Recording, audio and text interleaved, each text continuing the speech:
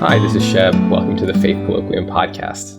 Today my guest is Abigail Favale, and we're talking about the church's teaching on marriage, family, and sexuality. Thanks for talking with me again, Abby. Yeah, I'm glad to be here. So I remember last time we talked, you mentioned that when you were in college, you took this philosophy class and you had to write a paper arguing for abortion. And at the time, that was a challenge for you. But I feel like I've read in other places that before you became Catholic, you were pro-choice. Yes, that's correct. Okay. So I'm just curious to hear your story as to how that happened, where you were pro-life in college and how you made the journey to pro-choice. And I'm assuming you're pro-life again now. Yes, that's also correct. Yeah. So just the story of what happened there. Okay. So as I mentioned before in that earlier interview, I grew up evangelical, and so as a child and into young adulthood and into college, I couldn't even really conceptualize what an argument in favor of abortion could be. It seemed pretty inconceivable that it could ever be justified to take an innocent life of a baby in a womb. So that did shift for me in college, and in a way it's difficult to trace how, because it wasn't so much an intellectual conversion. I think as I increasingly became feminist in my thinking, and particularly as a more, I would say, secular version of feminism kind of became the lens through which I saw the world, then that shaped my views on abortion I never really sat down and thought, okay, I'm going to look through all the best pro-choice arguments, look through all the best pro-life arguments, and decide when I think about this issue. I just began to feel very passionately that the pro-choice position was correct. The way I think of it now, I think very often, especially in American politics, when political categories are so polarized, once you begin to sort of embrace a certain perspective, it's almost like you inherit a package of all these other things that you're now supposed to feel strongly about. And I think that's sort of what happened. I embraced feminism, I would say, for some pretty serious intellectual reasons. And then that reshaped what I thought about abortion. So I remember after I graduated from college, working for a lawyer, and I was reading through some of the Supreme Court decisions, and I read through Roe v. Wade. And I remember thinking that I didn't find it actually particularly persuasive. I was a little underwhelmed by the reasoning for the decision. It didn't seem to actually address the question about whether or not an unborn child was in fact a human being, which I thought was the crux of the issue. Which, to be fair, I'm not sure that's something the Supreme Court can really answer. It was a little more focused on the right to privacy and that kind of thing. But then during that same year, I remember driving past an abortion clinic and seeing some pro-life protesters outside and just being filled with rage at them. And I remember sticking my hand out the window and flipping them off. So that's sort of what happened. I kind of became passionately pro-choice. Although I would say even during my pro-choice years, I never got to the point where, I would say an abortion is a good thing. I think I saw it as, this is a tragedy, but it's something that should ultimately be left up to the woman and should not be regulated by the government. So I was never quite, rah, rah, rah abortion, like you sometimes see in feminist rhetoric, right. Like shout your abortion. Yeah. But I certainly was pro-choice, for a good decade. And then did you make the switch when you became Catholic? Is that when you made the switch, or did that happen slowly to when you became pro-life? I think it happened pretty quickly when I became Catholic, because I think my pro-choice position had never been particularly substantive. It wasn't really based on a conviction that was based in reason, because it was more shaped by rhetoric and the kinds of things I was reading at the time. And so it was almost as though when I was sort of given permission to no longer be pro-choice, but to still be a feminist, it was a very easy switch for me, because I don't think I was ever really convinced in an intellectual way, and also I think deep down in a spiritual way, that abortion is good for women. And as soon as I began reading intelligent Catholic feminists who are making that very cogent argument that abortion is not good for women, then it became pretty quick to lose, I guess, the pro-choice perspective that I'd kind of inherited in a way by default, just by becoming a feminist, a card-carrying feminist. Okay. Now it seems like we're seeing even more polarization when it comes to this issue in the States, right? And yeah, I have to confess that some of the pro-life language that I've heard feels kind of extreme. So I'm curious how you think through the extreme language that you hear from pro-life people, if that's like a matter of being consistent and holding a line, or what your thoughts are on that. Sure. Well, I have a sense of clarity when it comes to the philosophical and theological considerations here. It's very clear to me that Christians should not make clean distinctions between human beings and persons, because I think that's a very dangerous road to go down. As soon as we begin talking about categories of human beings that don't have personhood, then that's a kind of distinction that's been used in the past to support all kinds of mass dehumanizations of different groups of people. So I think it's pretty clear that a human being, a human life, is a person from the beginning of its existence, even though, of course, it goes through different stages of development, as we're always in a process of development. And also that it is part of the Christian mission to defend the sanctity of human life, because human beings are created in and bear God's image. And that doesn't kick in at some point in development, but is part of the ground of human existence. And to be Christian is to have a radical commitment to the defense of human life at any stage of development. So that's pretty clear to me. And even in some of the earliest documents of Christianity, for example, like the Didache, which was written around the same time as some of Paul's epistles, and it's perhaps the first Christian catechism that gives an account of early Christian beliefs and practices. And very early on in the first couple of paragraphs, it says that infanticide and abortion are completely out of bounds for a Christian. So the Didache opens with distinguishing between the way of life and the way of death, and to be a Christian is to follow the way of life in a very radical way, which precludes things like infanticide or abortion, which were practiced pretty regularly in the ancient world. So that's part of what it means to be a Christian. Now, the political question, I think, is much more complicated, and that's not something where I think I even know my own mind about already. So for me, what pro-life activism looks like is much more on the local level. I think it's very important to contribute to having resources for women who are experiencing unexpected pregnancies. So donating to relief nurseries, volunteering for pregnancy centers. And also, I think what I would like to see pro-life people putting their energy is in kind of shaping the conscience of women, because I do think that women have a unique kind of responsibility and power over preborn life, and that the most effective way of reducing abortion is shaping and changing the consciences of women themselves.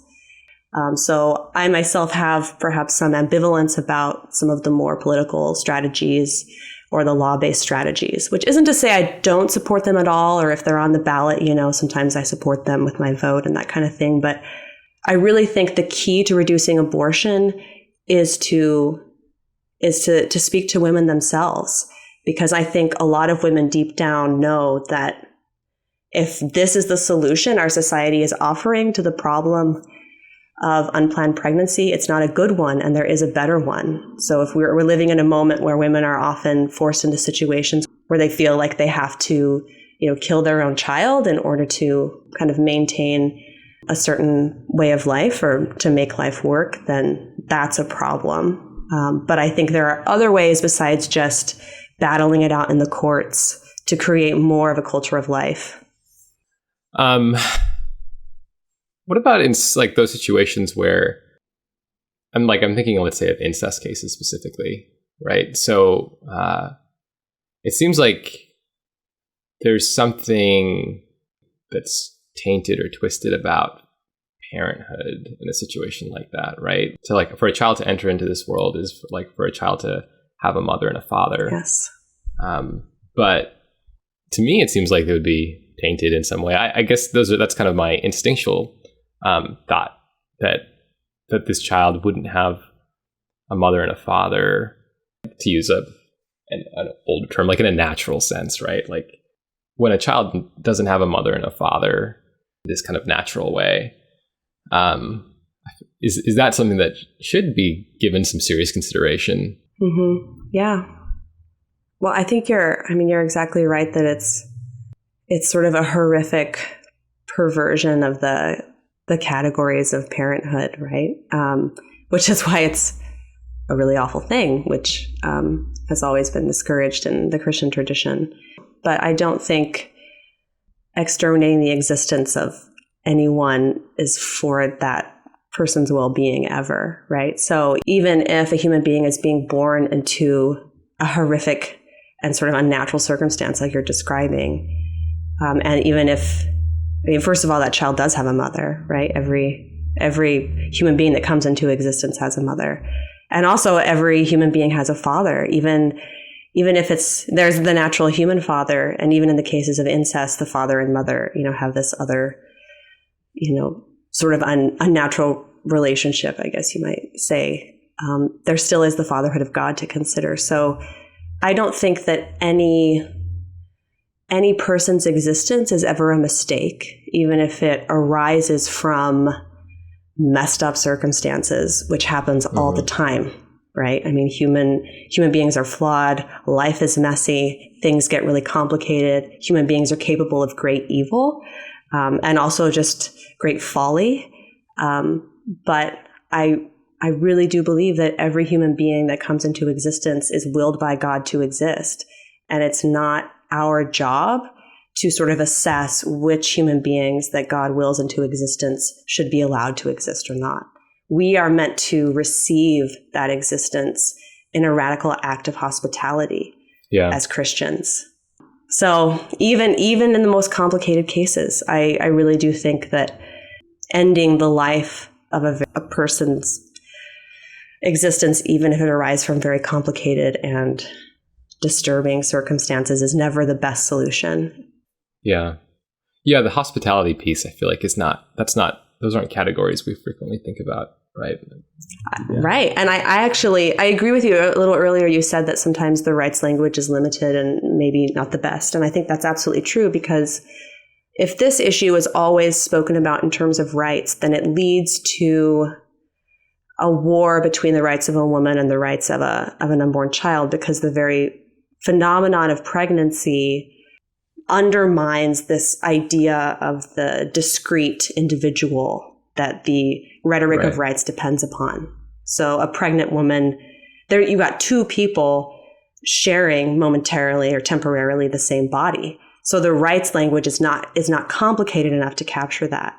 And I do think that the idea of hospitality adds another dimension here in terms of what one can do, both in terms of the woman actually in the act of pregnancy, I think is a radical act of hospitality every time, whether it's something that's planned or not, because it's never something we can totally control. Even when we want it to happen, even when we don't want it to happen, whenever pregnancy happens, it's not something that we completely control, right? It's always a kind of gift. There's always a sort of mystery to it that's just outside of the control of human agency. And so when it happens, it is this gift of life that we are meant to receive. And not just the woman either, right? But the people who are surrounding the woman. So if a woman has a baby and is unable to take care of that baby, then it's our job not just to say, hey, you shouldn't kill your child, but to actually say, I will take that child if you can't, right? That hospitality is also our responsibility. Yeah, that's good. So to go from here to let's talk about marriage and married couples. Why couldn't some Christian married couples say, well, actually, we can control this process pretty well. We have these amazing things called contraception, and that works out pretty well. We can control when we want to have children, and then if I want to throw in like IVF into the mix, like you could control like other things about if I want it to be like a male or a female or things like that, right? So yeah, it seems like there's a lot we can control. Well, I don't know. I guess I would quibble a little bit with the definition of control. Okay. I think perhaps influence. We can take steps to influence or try to facilitate certain outcomes, but contraception is not a guarantee that life won't happen. I know a lot of people who've gotten pregnant on very reliable birth control methods. My husband was conceived after a tubal ligation, for example. So there are circumstances like that. Of course, taking contraception and getting your tubes tied, that's going to greatly reduce the chance of pregnancy, but it's not something that is absolutely guaranteed. So, and I think that's a problem too, because I think we have the mentality that we have complete control over it now, that we've sort of neatly severed the link between sex and the transmission of human existence. But we haven't. And so thinking that we have and acting as if we have, I think that creates a problem that leads to social phenomena like abortion, where suddenly, oh, wait, we have a baby we didn't expect because we thought that, sex is just for fun. And suddenly here's this other human person, right? So I think if we think we can completely control it, we end up getting ourselves into sticky situations a bit. In our cultural imagination, we've really lost the connection between sex and life. And I think that has led to a lot of problems in our culture, that not only abortion, but I think the objectification of women, look at all the fallout from the Me Too movement, all this sorts of stuff that I think can be traced to a shift in how we think about sex and how it should not really be about life unless we sort of choose it to be. But is really more about, fun or pleasure or just about sort of the romance, and has nothing actually to do about the coming into being of new human beings. Yeah. So couldn't someone respond by saying, well, contraception's actually done a lot to empower women, because women can decide now when they want to have children, when they want to get pregnant. And so if women want to, say, take 5 years or 10 years off to go and like climb the ladders of their careers, they can do that. And that makes them happy. And that's what they want to do. To be bound to a child at this stage of life would be disempowering for them. What do you think about that? Yeah, I certainly used to think that. I remember, to quote my former self, I remember saying when debating with my brother about the birth control mandate, that the birth control is the linchpin of a woman's freedom, right? Right. I certainly used to think that, but I no longer think that. For one thing, I don't think women are happier. I think that one thing that has significantly worsened is the sexual objectification of women and the cultural expectations that women should be sexually available at all times without getting pregnant. That basically female biology should function in practice like male biology. And it's the responsibility of women to alter their bodies so they can be more in a sexual sense like men. And then adapting our culture to be built upon that expectation, I don't think is actually ultimately good for women. And here, let me give you sort of an example. I remember a couple years ago seeing a Facebook post pop up on my feed. It was not from someone I knew, but it was a public post and a friend of a friend, so it came on my radar. And the post was it was a very honest and raw post about this woman. And it said basically, this is the second time I've gotten pregnant on long-term hormonal birth control. I'm not in a position right now. I'm not ready for motherhood, so I've chosen to have an abortion. And she says, this is why, basically the last sentence of the post was, bodily autonomy exists, and it exists for a reason. And what struck me when I read that post was how her very situation revealed the falseness of that statement, because bodily autonomy does not exist for women as it does for men. And we can sort of pretend that contraception is sort of taking care of that. But when it doesn't work as we planned, it's women who bear the burden of that. And research shows that when a society becomes contraceptive and embraces contraception, unplanned pregnancies actually go up because people's attitudes towards sex change and their behavior changes. But yet women still have to bear the burden of that. And so if we are thinking in a way and teaching women to think of themselves in a way that distances themselves from the reality of their fertility, I don't think that's a good thing for women. And I also think there's something a little bit patronizing about the narrative that, oh, well, if you're in graduate school and you have a baby, you can't sort of juggle those things. But then the you can have it all narrative expects women to be able to juggle all those things, right?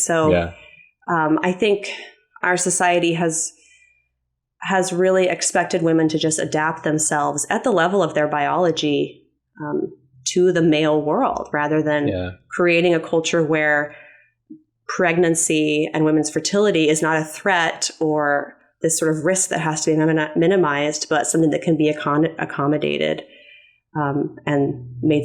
There's space. We can make space for women and unplanned pregnancies and motherhood, rather than like, oh, this is something that we have to sort of turn off until we have, the stars align and everything and we can make room for a child when we're ready. Yeah.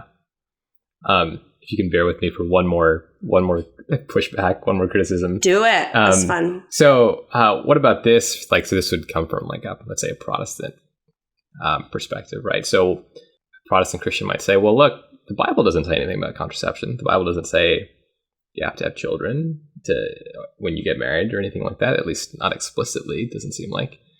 Bible doesn't condemn contraception explicitly. So isn't there freedom for Christians to use contraception? Isn't it just a matter of conscience? Well, I do think that the Bible pretty clearly links marriage with conjugal union and the potential for new life all the way through, right? From Genesis to when Genesis is referred back to in the New Testament.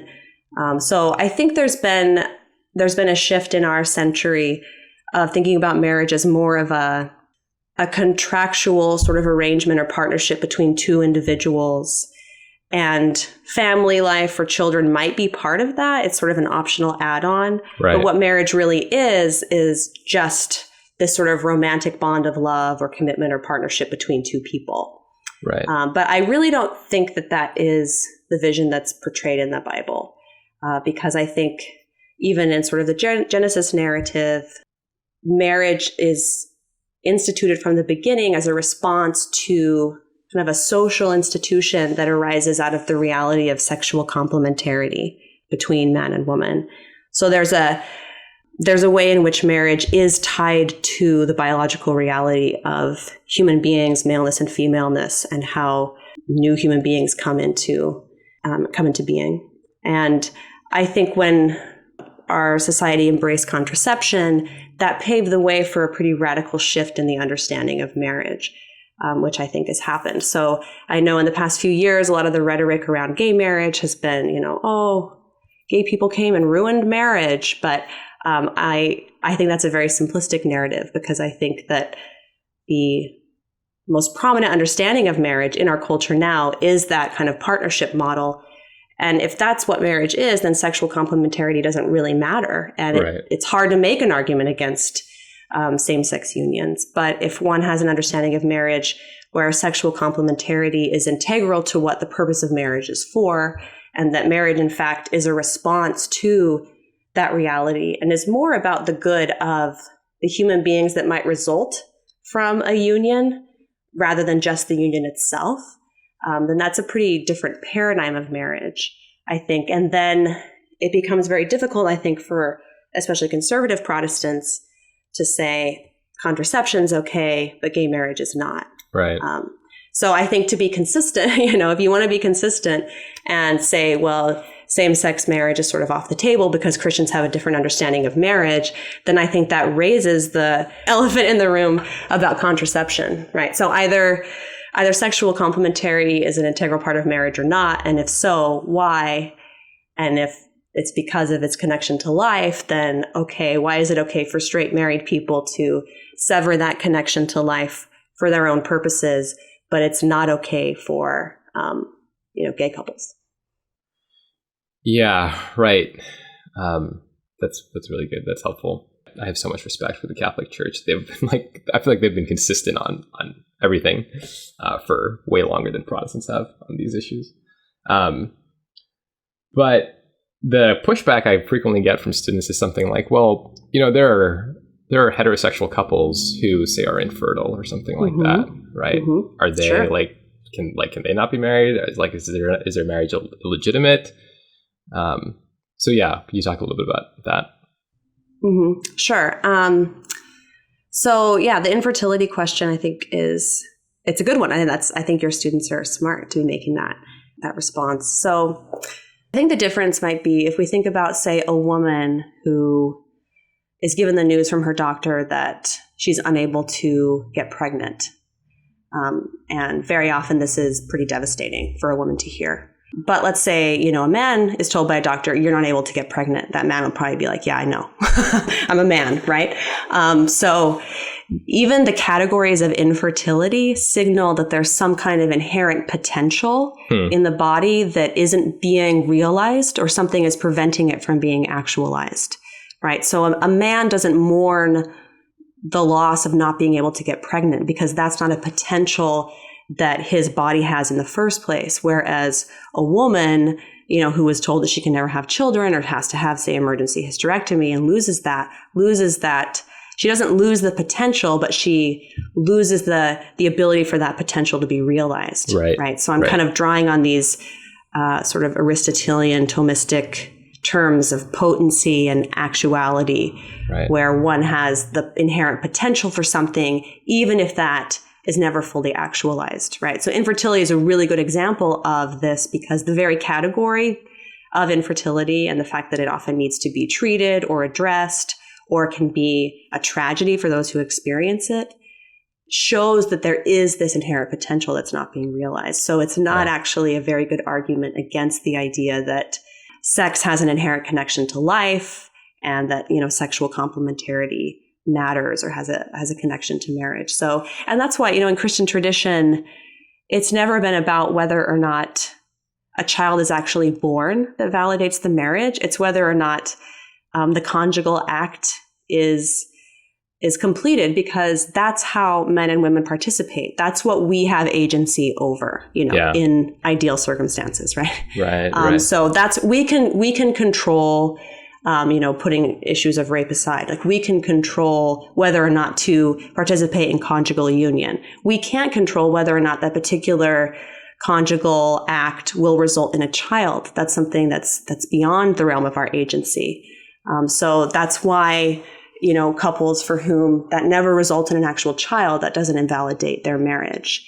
But nonetheless, even an infertile heterosexual couple that's capable of conjugal union, they have that potential for life, which is, that's a union where there isn't sexual complementarity, and thus even there is no capability of conjugal union, which is requires, two incomplete reproductive systems that join into one reproductive unit, right? I mean, that's what sex is.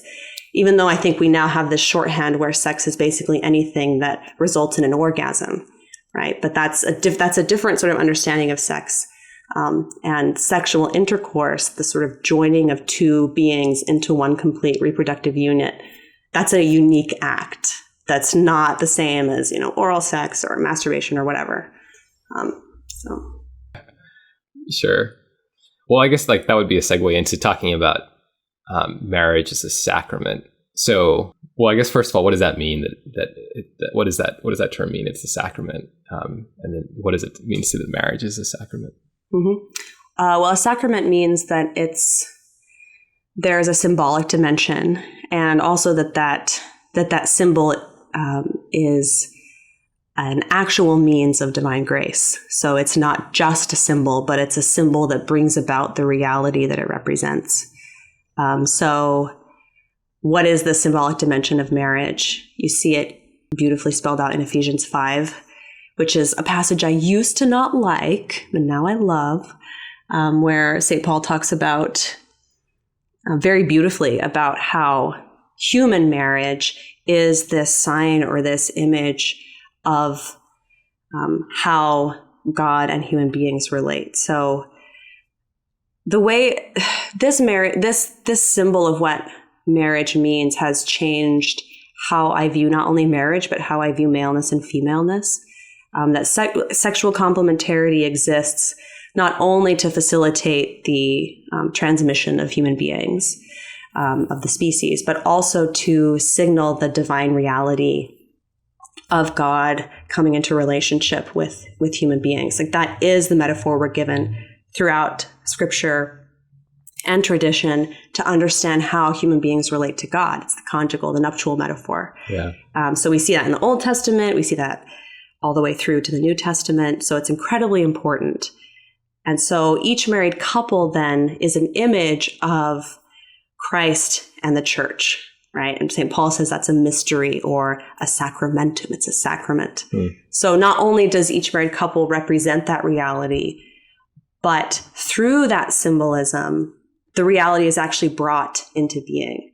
So there's a particular kind of grace that flows through a sacramental marriage and that remakes each spouse more deeply into the image of Christ and Christ's bride. So this is another way in which Christian understanding of marriage really differs from the common secular understanding, and that is that marriage is not ultimately for our own fulfillment and for our own sort of temporal happiness. Marriage is a way in which it is possible to live out the vocation of self-giving love. That's what it is. Marriage is being Christ to your spouse.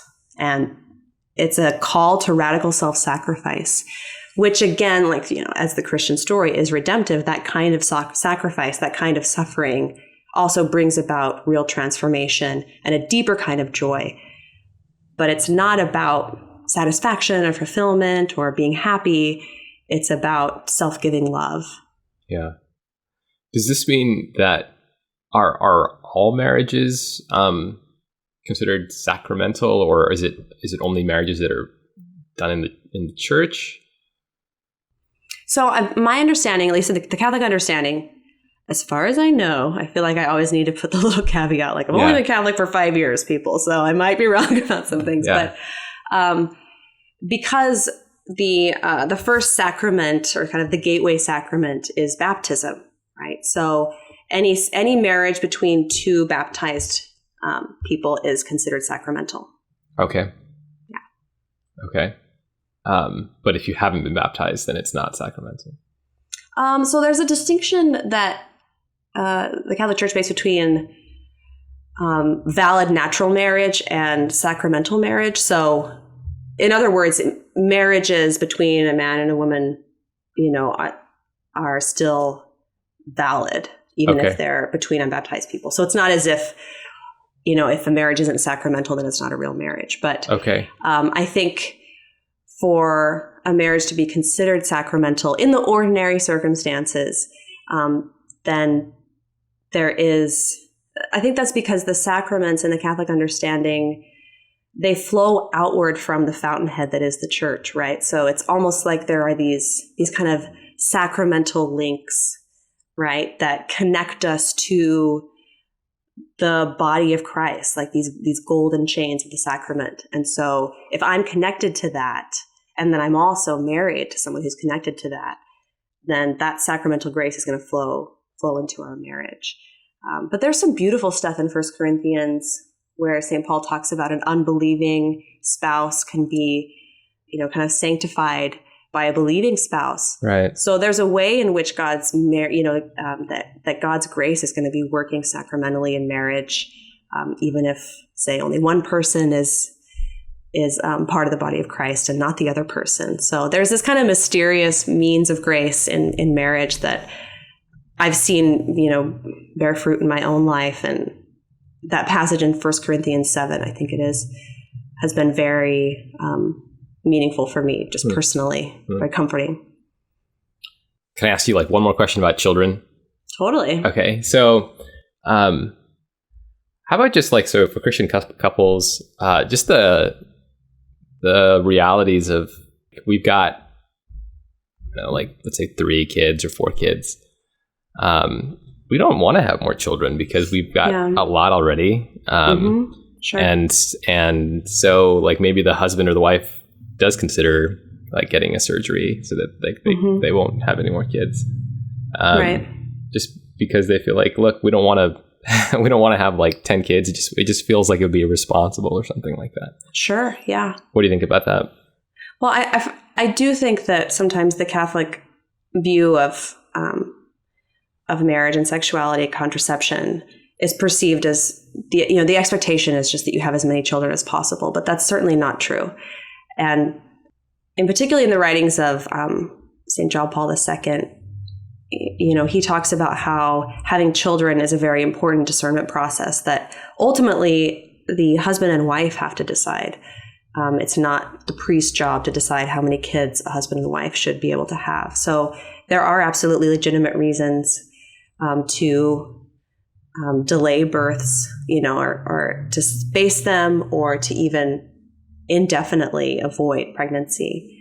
But I think the question is, what are the means in which someone takes to do that, right? So, I'm in a situation right now where my husband and I are actively avoiding pregnancy. We're not getting sterilized or using artificial birth control, but I'm using a fertility awareness method, right? So the difference is that basically the difference between, say, what's usually called NFP or natural family planning and using contraception or sterilization is, instead of altering my body in order to accommodate whatever behavior I want to do, I change my behavior in order to respond to the realities of my body, right? And so that it can be used very effectively. I mean, you have to be diligent about it, right? You have to be disciplined.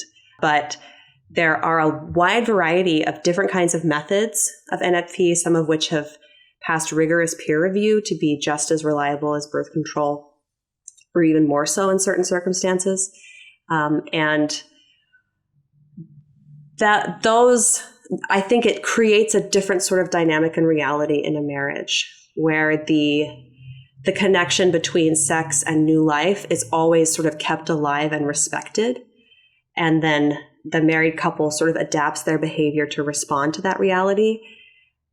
And what I've found in my own experience, and, I'm someone who lived a contraceptive marriage for 7 years and then switched to this, and it was very hard to learn. And I'm not trying to say it's the most like amazing thing and you'll always love it and just be super thrilled. Of course, that can be very difficult.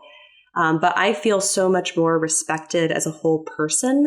And I feel like I have much more of a sense of respect for myself and my own fertility, and much more awareness of my own body as a woman than I ever did as a contracepting feminist, right? I have much more awareness of my own body as a woman, as a Catholic, as an NFP Catholic than I did before. And it's been really good for my marriage as well. And my husband's not Catholic, so it's been a difficult transition for us to make. But it's really, I think, and my husband has said this before, it's shifted what sex means in his own understanding as well. That now it's imbued it with a deeper sense of respect and sacredness. And he just doesn't take it for granted either. Because there are times if we're avoiding where, during the month where we just sort of have to like dance around each other a little bit, in the kitchen. And, but then it kind of creates this sense of expectation, right? And I didn't really expect that it would, in a way, it would be nice not to just take it for granted that, I can have sex kind of whenever I want, and I should be entitled to that, right? Right. So, and But it is a tricky question, and I have friends who have very serious, health problems where having another child would be dangerous. And right. This is a very live question that they're wrestling with. And so I take that question very seriously, but I guess I just would encourage people to, when considering these questions about contraception and sterilization, to really think through the ramifications of the whole picture rather than just sort of assuming that the best thing to do is to make a permanent decision that in many cases is not reversible. Yeah. Yeah. Yeah, that's good. And we haven't even talked about the potential health risks of contraception and all of that either. Oh yeah. That's really fascinating. That's something that I get kind of worked up about because there are, especially we're talking about like artificial hormonal birth control, right? There are very serious adverse health effects that women are the ones that, bear that burden, but they're not communicated with. I mean, contraception is sort of talked about as if it's this like, sort of like magic vitamin pill that teenagers should be put on and just be on indefinitely, their whole adult lives, their whole childbearing lives. And, there are studies about how it increases depression. Of course, there's the carcinogenic risks. So it's frustrating that because you're not supposed to be critical at all, you're just supposed to be totally embracing of contraception, that people don't really talk about those sorts of ill side effects. Right. Yeah. And then on top of that, it seems like most of these contraceptives, we don't fully know the mechanism by which they use, how they work, right? Mm-hmm. Right. So I feel like if you're a Protestant and you're pro-life already, it's not that far to just say like, okay, well, I don't know the mechanism that this thing uses. That's true. So, yeah. Exactly. I'd rather be safe than sorry. Right. Yeah. Mm-hmm. And I have to say, like, I have a lot of friends who practice NFP, and not all of them are Catholic. I think there is an increasing number of Protestants who are realizing some of the theological and even just practical benefits or truths, I guess, of not using contraception, but using different kinds of family planning methods. Yeah, like what you were saying earlier, you said that it seems kind of clear from Scripture that marriage and sex and children are all kind of connected, right? Right. Yeah. Right. Yeah. It's something that God might disconnect, right, in a particular circumstances, but not something that we're supposed to decide whether or not we want our sex to be connected to the possibility of new life or not, right? I mean, that's an intrinsic design that's part of our species' existence. And I think deciding that that's not a good thing and that it's something that needs to be fixed is a step with huge theological ramifications that need to be thought through very carefully. Was there anything else you wanted to say about abortion or contraception or marriage, family, anything like that? I don't think so. I mean, I think we've covered really good ground. So yeah, I mean, I know I sort of mentioned this earlier, but I've lived a fairly colorful life. So I know what it's like to live a fairly promiscuous lifestyle with contraception. I know what it's like to live in a monogamous, committed, married lifestyle with contraception. And I know what it's like to live in a monogamous, committed, married life without contraception using NFP. And I've never looked back. I have never, not even once, and this is really honest, I've never not even once thought, oh, if only I could just get back on the pill again. I was so relieved to be off of it.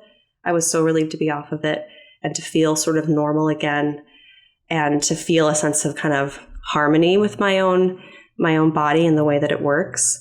And that's actually, I think, been very helpful because I have some Catholic friends who've never known what it's like to be on birth control. And so that's easy to romanticize. But so in a way, I'm kind of grateful that I know what the other side of the fence looks like, and I don't have any sense of nostalgia for it. So yeah, I made the switch and I've never looked back. Thanks for talking with me, Abby. I appreciate it. Yeah, this is fun. Yeah. I like chatting with you.